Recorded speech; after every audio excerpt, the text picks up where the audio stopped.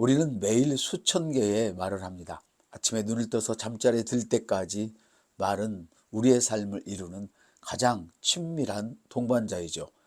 그런데 그 말이 단순히 생각을 표현하는 도구로만 생각한다면 우리는 말의 힘을 진짜 놓치고 맙니다. 성경은 죽고 사는 것이 혀의 힘에 달렸다고 말씀합니다. 이것은 단순한 과장이 아니라 하나님이 우리에게 주신 진리의 말씀입니다. 말은 공기를 타고 사람의 귀로 들어간 후에 마음과 영혼 깊은 곳까지 파고들죠. 그리고 그 안에서 무언가를 만들어냅니다. 믿음이든 두려움이든 사랑이든 아픔이든 말이죠. 오늘 우리가 나누는 이야기는 바로 이 말의 능력에 대한 것입니다. 믿음과 사랑으로 채워진 말이 어떻게 사람을 치유하고 현실을 바꾸고 어떻게 생명을 살리는지에 대한 이야기입니다.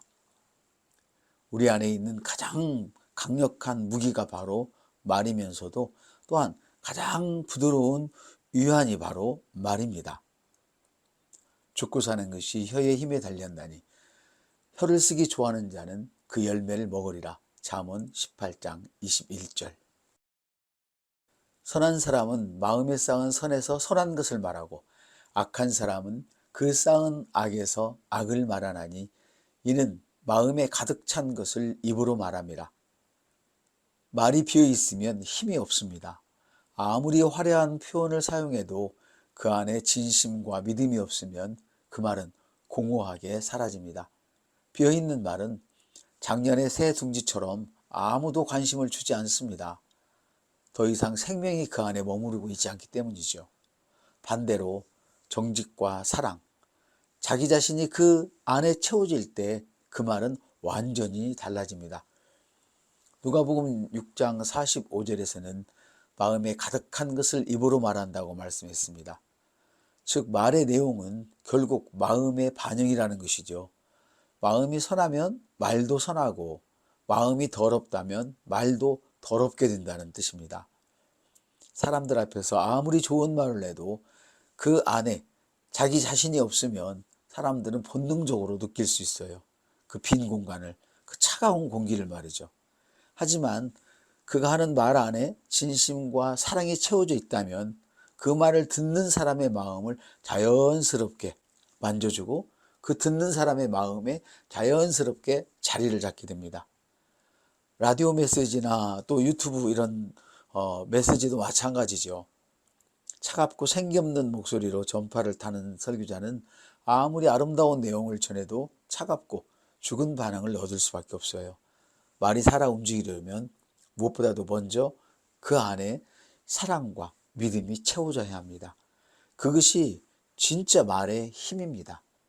선한 사람은 마음에 쌓은 선에서 선한 것을 내고 악한 사람은 그 쌓은 악에서 악을 말하나니 이는 마음에 가득 찬 것을 입으로 말함이라. 누가복음 6장 45절. 믿음은 행동보다 먼저 말로 형성됩니다. 우리는 종종 행동이 가장 중요하다고 생각하지만 행동은 대체로 말의 열매이죠. 먼저 말이 있고 그 다음에 행동이 따라와요. 삶의 방향은 먼저 말로 결정됩니다. 로마서 10장 17절은 믿음은 들으면서 난다고 말씀하셨어요. 듣는다는 것은 단순히 귀로 소리를 듣는 것이 아니라 마음으로 받아들이는 것을 의미합니다. 우리가 어떤 말을 듣고 받아들이냐에 따라서 우리의 믿음의 깊이와 방향이 달라지죠. 두려움을 말에 담으면 그 두려움은 주변 공기까지 의심과 불안으로 진동하게 해요. 질병과 재앙에 대한 공포를 계속 말하면 듣는 사람 안에 그 공포가 점점 더 커져요. 반대로 믿음으로 채워진 말은 듣는 사람의 영혼 깊은 곳까지 파고 들어가요. 그 안에서 의심이 녹아내리고 새로운 확신이 자리를 잡게 되죠. 행동은 중요하지만 우리를 불타오르게 만드는 것은 결국 말입니다. 그래서 주님은 내게 이른 말이 영이요 생명이라고 말씀하셨거든요. 당신의 말이 믿음으로 가득 찬다면 그 말은 주변의 모든 것을 변화시키는 힘을 가집니다.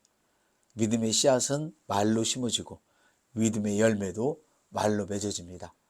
그러므로 믿음은 들으면서 나며 들음은 그리스도의 말씀으로 말미암았느니라. 로마서 10장 17절. 온유한 여는 생명나무이나 패역한 여는 마음을 상하게 하느니라. 믿음의 말은 상처난 마음을 회복시키고 연약한 몸에도 생명을 전달해 줍니다. 잠언 15장 4절은 온유한 여가 생명나무라고 말씀하셨어요. 생명나무는 그 곁에 있는 모든 것에 생명을 주죠. 마찬가지로 믿음으로 채워진 말은 듣는 사람의 영과 혼과 몸에 생명을 줘요. 즉 처지고 부서진 마음이 햇살처럼 들어와서 다시 싸우러 나갈 수 있는 자신감을 준단 말이죠. 예수님의 말씀이 그토록 큰 영향력을 가졌던 이유는 예수님의 말씀이 믿음의 말씀이었기 때문이에요. 폭풍이 불어닥친 바다를 향해서 잠잠하라 이렇게 하셨을 때 바다는 즉시 고요해졌고 바람까지 멈췄죠. 귀머거리는 그 믿음의 말씀을 듣고 귀가 열렸고 절뚝거리던 자는 일어나서 걷고 뛰었습니다. 예수님의 말씀 안에는 질병과 고통을 몰아내는 무엇인가가 있었어요. 그리고 그 무엇인가는 바로 하나님의 능력과 사랑으로 채워진 것이었어요. 우리도 믿음의 말을 배울 수 있습니다. 주변의 아픔과 연약함을 향해서 사랑과 확신으로 채워진 말을 던진다면 그 말은 단순한 위로가 아니라 실제로 변화를 만드는 힘으로 역사합니다. 말이 치유하는 것은 단순한 비유가 아니라 그것은 하나님이 주신 실제적인 능력입니다. 온유한 여는 생명나무이나 패역한 여는 마음을 상하게 하느니라. 잠언 15장 4절. 마음이 즐거우면 얼굴도 밝아지지만 마음이 근심하면 정신도 꺾인다. 똑같은 말을 했는데 결과가 달라지는 경우는 왜일까요? 한 사람은 같은 논리, 같은 방법, 거의 같은 말을 사용했지만 영업에 실패하는 경우가 있어요. 그런데 다른 사람이 와서 똑같은 공식, 같은 말을 했을 때 상대는 곧바로 관심을 보이고 계약을 체결하는 경우가 있잖아요. 이 둘의 차이는 무엇일까요? 한 사람의 말은 머리에서만 나온 말이었고 다른 한 사람의 말에는 살아있는 믿음과 진심이 담겨져 있었기 때문이에요. 그는 자신이 파는 것을 진심으로 믿었고 그것이 상대방에게 유익이 될 것이라는 확신이 있었죠. 그 믿음이 고객 안에서 믿음을 만들어낸 거예요. 이것은 단순한 기술의 문제가 아닙니다. 말의 형식보다 말의 내실이 더 중요한 거예요. 아무리 완벽한 문장이라도 그 안에 믿음과 사랑이 없으면 그 말은 공허하고 반대로 형식은 다소 부족하더라도 진심과 믿음이 가득 차 있다면 그 말은 사람의 마음을 움직이는 힘을 갖게 되죠. 말의 능력은 형태가 아니라 내실에서 나옵니다. 마음이 즐거우면 얼굴도 밝아지지만 마음이 근심하면 정신도 꺾인다. 잠언 15장. 무릇 더러운 말은 너 입 밖에 내지도 말고 오직 덕을 세우는 데 소용되는 대로 선한 말을 하여 듣는 자에게 은혜를 끼치게 하라. 말은 양날의 검입니다. 치유하는 힘을 가지고 있지만 동시에 파괴하는 힘도 가지고 있어요. 욥의 친구들은 위로하러 왔지만 그들의 말은 오히려 욥에게 고통을 더 깊이 안겨주죠. 에베소서 4장 29절은 더러운 말은 입 밖으로 내지도 말라고 했습니다. 그리고 오직 덕을 세우는 말만 하라고 하셨죠. 아침에 던진 날카로운 말 한마디는 아내나 남편의 하루 전체를 무기력하게 만들 수 있습니다. 그 한마디가 하루 종일 마음속에서 반복되며 자신감을 꺾고 에너지를 빼앗아가죠. 반대로 작은 사랑의 말 한마디가 아내나 남편의 하루를 완전히 바꿀 수 있습니다. 따뜻한 격려의 말, 진심 어린 칭찬의 말이 그 사람을 일으켜 세워주고 승리로 이끌어주죠. 말의 영향력은 우리가 생각하는 것보다 훨씬 큽니다. 우리는 가벼운 한마디라고 생각하지만 그 한마디가 누군가의 삶을 바꾸는 순간이 될 수 있어요. 따라서 우리는 말을 신중하게 다뤄야 합니다. 치유하는 말, 세워주는 말, 사랑의 말을 의식적으로 선택해야 해요. 말은 우리가 주변에 드리는 선물이기도 하지만 동시에 우리 자신에게 돌아오는 열매이기도 한다는 것을 꼭 기억하시길 바랍니다. 무릇 더러운 말은 너 입 밖에 내지도 말고 오직 덕을 세우는 데 소용되는 대로 선한 말을 하여 듣는 자들에게 은혜를 끼치게 하라. 에베소서 4장 29절. 혀도 작은 지체로되 온몸을 더럽히고 인생의 수레바퀴를 불사른다.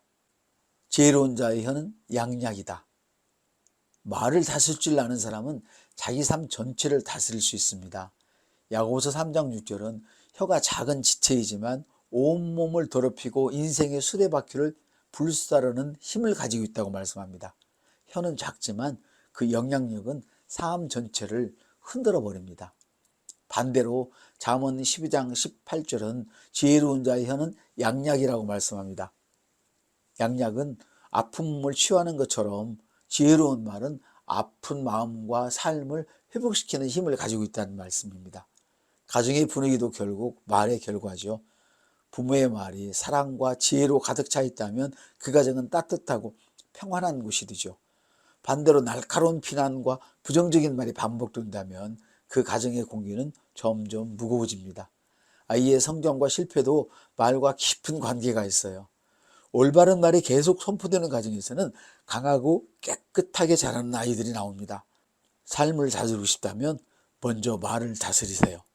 말의 훈련은 단순한 언어 기술이 아닙니다. 삶 전체를 바꾸는 영적 훈련이에요.